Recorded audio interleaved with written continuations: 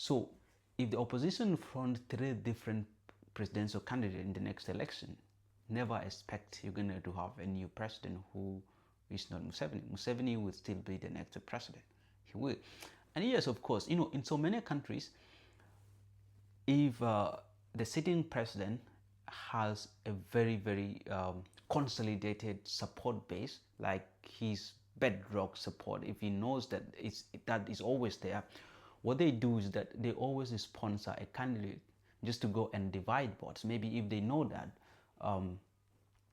the voting bloc, for instance, the young people are going to be one of the major voting blocks in the election. What they will do is they will sponsor one young person to go and be on the ballot as well, just to divide the vote so that he will get his consolidated votes, and then the rest can divide for the opposition, of which he will ultimately win.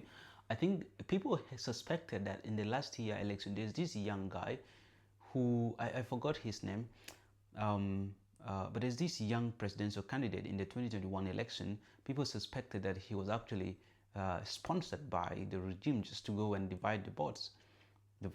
And I feel we will see another new person probably being sponsored by the government just to go and divide the votes. And Museveni, and that's politics. There's nothing bad about that. So you play it in that way.